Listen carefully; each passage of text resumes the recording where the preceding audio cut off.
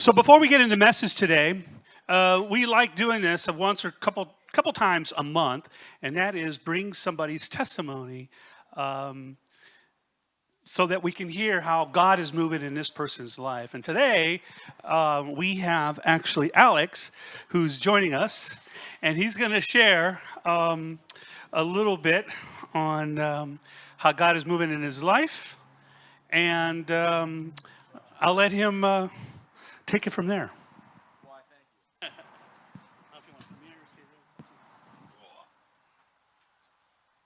Oh boy.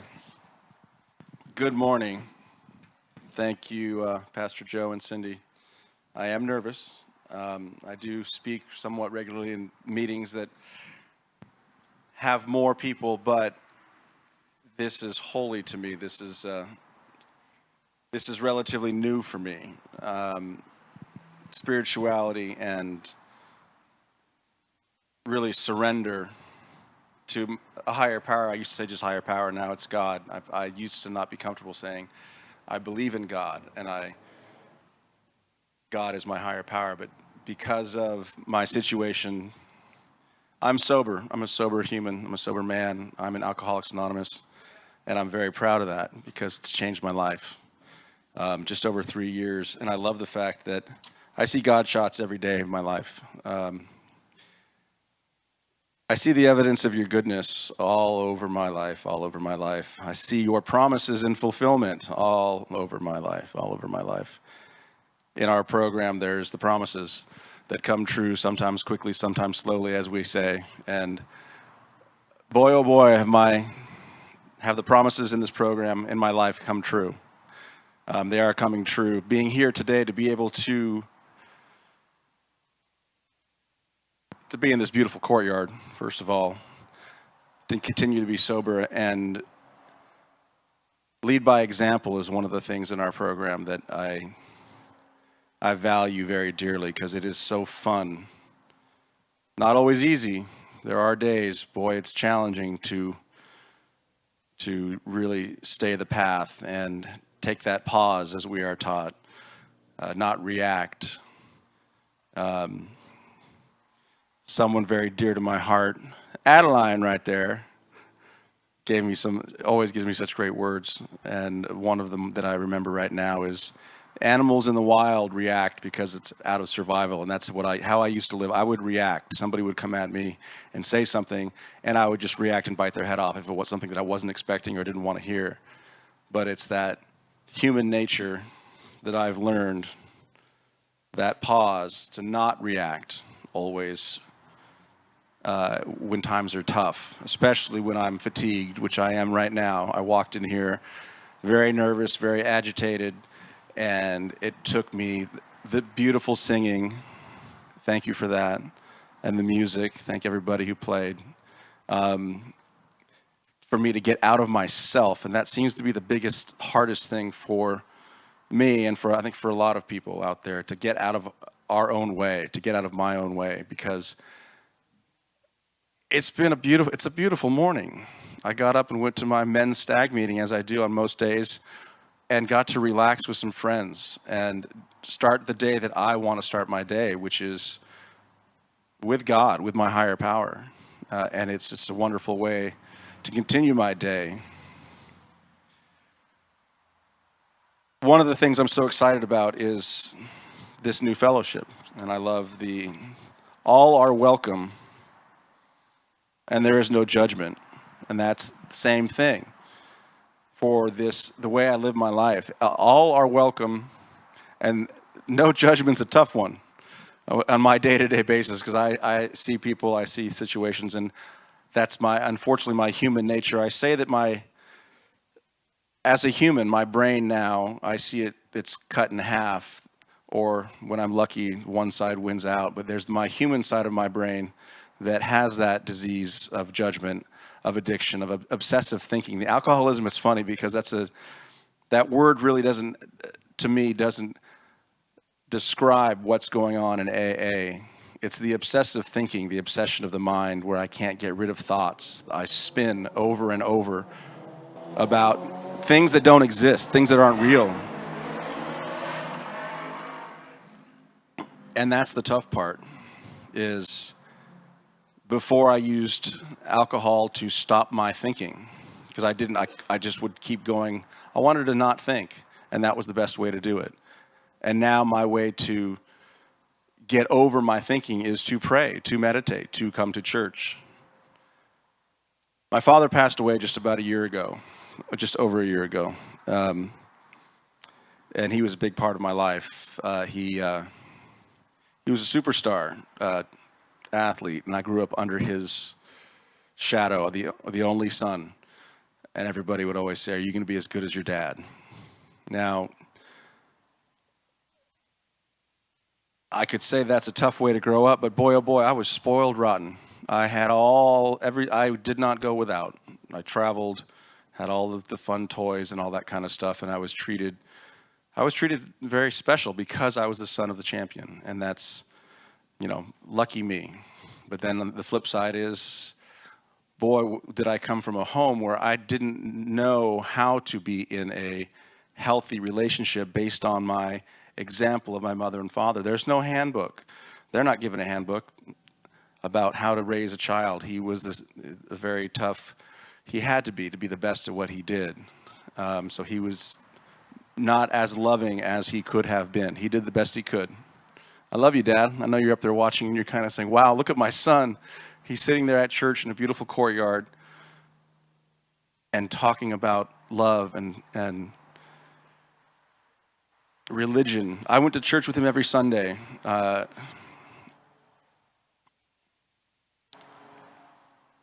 We were ushers, and we would ush the middle aisle of the big church, St. Cyril's in Encino, which is where I grew up. I grew up here in Los Angeles my entire life.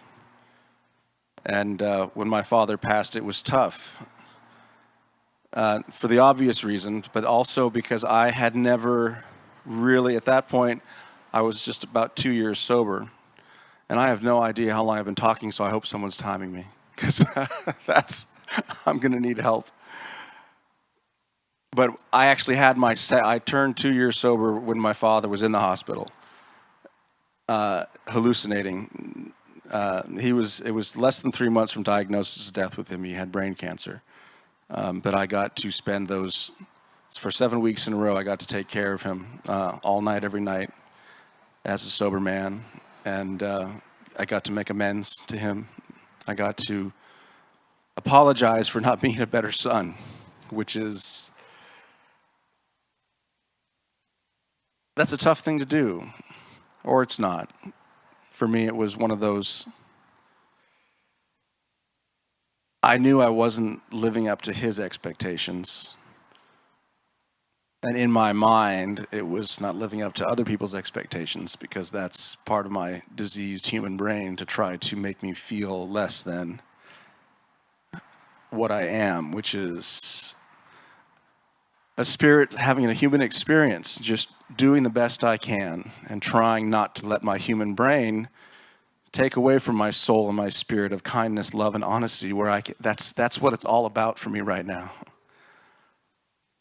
When he passed, I felt very alone.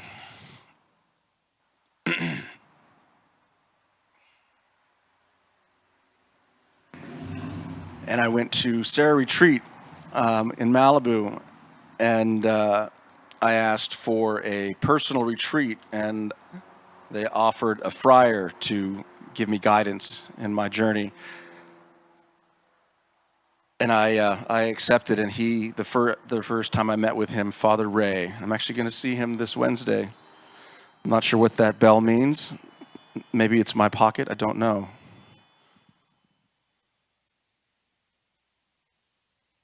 I don't know. But anyway, yeah, God is saying, I guess you should start wrapping it up, maybe. I don't know. But I was told Father Ray, I feel alone. And he says, well, what would you like me to do? How can I help you? And I said, I just don't want to feel alone. And he said, Sarah Retreat has a beautiful point. They call it the point there, Malibu, above the pier, this giant white cross that you can see. It's lit up at night.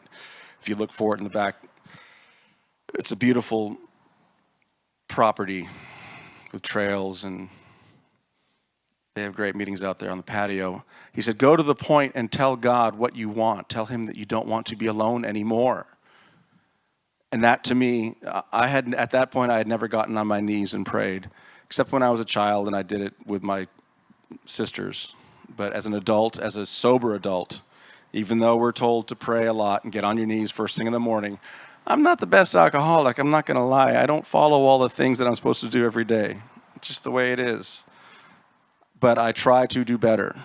Adeline makes me a better person, and that's why we're together. A new relationship, which is difficult. Boy, oh boy, sometimes it's difficult. But boy, oh boy, the joy that when we're together, the belly laughs, as we say, we belly laugh so much. And that's what, to me, life is about. I want to belly laugh all the time, as much as possible, and get through the tough times, because there are always going to be tough times. But to get through them as a sober human and a sober couple, it's just amazing. But when I went out to that point and I said, God, please, I don't want to feel so alone. And I raised my hands, and then when I left from my retreat there, for the first time, I did get on my knees in one of those rooms that's probably 75 years old, with Brady Bunch sheets and beds and carpet and linoleum, and it was just really, it was timeless, really. And it took me back because I grew up on the Brady Bunch. And I got on my knees and I prayed for the first time. And ever since that date, I have not felt as alone.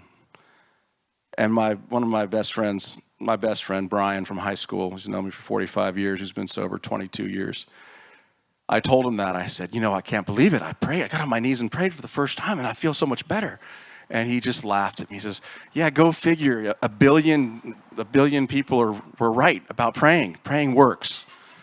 And I was like, yeah, thanks a lot. I know. But that's my human brain that's just trying to keep me down. Unfortunately, my human disease brain does not want me to be happy. And I'm okay with that, because I have the tools now through my 12-step program, of which there are many, and I am in more than one 12-step program. But being alone is no longer an issue. When I'm alone in my car driving, when I'm alone, I'm a driver. I like to drive. In my first year of sobriety, I would drive up the coast of PCH, and I'd end up sometimes in Big Sur. And I just stay there because I needed to be alone. And I call it meditative driving.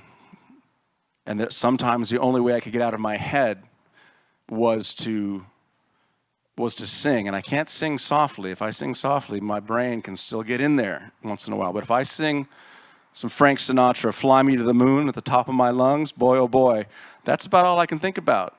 And that gets me out of my head. And that gets me to God. That gets me to my higher power. That gets me to my soul and my spirit. And a lot of times I would drive and I would cry. Another great Adelineism that she reminds me of and that I always share is, crying is my conscious contact with God, my higher power, and my emotions. I like to remember that my emotions are so powerful, but there's always a beginning, middle, and an end to my emotions. There was a time when I didn't want to feel my emotions, and I would drink or I'd do whatever I could to not feel, to not cry, stop crying. But now I realize that being a human and being able to feel my emotions and work through my emotions and appreciate the emotion, whatever it is, it's a blessing. And it's a blessing from God. It's a blessing from my higher power, which I choose to call God today, to be able to feel those feelings. I get to feel those feelings as a sober man. Lucky me. Sometimes it's not so much fun. But I feel so blessed to be here today. I have no idea how long I've been speaking. I'm kind of in a blur. But it's such a great honor to be able to come here and share my truth, live my truth, which is, I'm having such a great time living a kind, honest, and loving life. And with all these new beginnings, a new year, a new relationship, new living situation, lots of stuff, lots of new. But boy, oh boy, with God on my side, which I know God's always on my side, God's always willing. It's not if God's willing, it's if I'm willing to use the tools that I have in my life to live a happy, honest, and just godly life. So I thank you so much for allowing me to be here. And have a great day, everybody. God bless you.